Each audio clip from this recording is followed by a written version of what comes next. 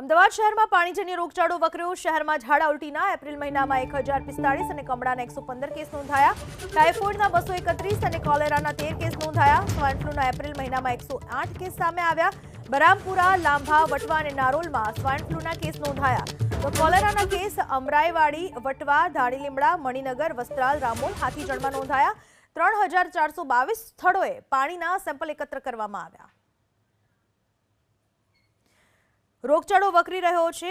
ઉનાળામાં પાણીજન્ય રોગચાળાને કારણે લોકો પરેશાન થઈ રહ્યા છે। હોસ્પિટલ્સમાં ઓપીડીમાં લાંબી લાઈનો જોવા મળી રહી છે। ચાલુ મહિનામાં કમળાના 115 જેટલા કેસ નોંધાયા છે। પૂર્વ વિસ્તારમાં વધારે કેસ નોંધાવા પામ્યા છે। ચાલુ મહિનામાં કમળાના 115 કેસ, ઝાડા ઉલટીના 1045 કેસ નોંધાયા છે।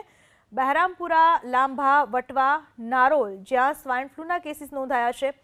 સ્વાઇન ફ્લૂ, કમળો, ઝાડા ઉલટી આ પ્રકારનો રોગચાળો હાલમાં વકર્યો છે। અમદાવાદમાં 3422 સ્થળોએથી પાણીના સેમ્પલ પણ લેવામાં આવ્યા છે।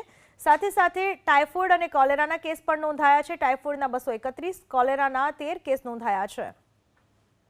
આ વિશે વધુ માહિતી આપવા આપણી સાથે જોડાઈ ચૂક્યા છે સંવાદદાતા કુશાંક સોની। કુશાંક, જે રીતે ઝાડા ઉલટી, કમળો, ટાઇફોઇડ આ તમામ રોગનો રોગચાળો જ્યારે વકરી રહ્યો છે, પ્રશાસન અત્યારે કઈ રીતે સતર્ક જોવા મળી રહ્યું છે? શું કામગીરી પ્રશાસનની?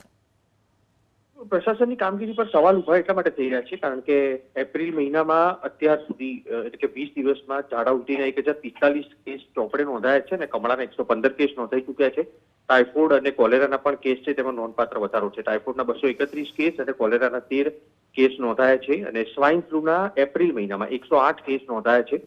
મુખ્ય કયા કયા પોકેટમાં કેસ છે તો વાત કરીએ અમરાઈવાડી, વટવા, ધાણીલીમડા, મણિનગર અને વસ્ત્રાલ વિસ્તારમાં કોલેરાના કેસ નોંધાયા છે। દૂષિત પાણીના સેમ્પલ લેવાની પ્રક્રિયા વધુ ઝડપથી કરવા માટે અધિકારીઓને આદેશ કરવામાં આવ્યા છે કારણ કે સામાન્ય રીતે આ સિઝનમાં પાણીજન્ય રોગચાળો હોય છે પણ આટલો વધુ નથી હોતો। જરૂર કરતાં વધુ આ રોગચાળો હોવાના કારણે કોર્પોરેશનના આરોગ્ય વિભાગના અધિકારીઓને સૂચના આપવામાં આવી છે।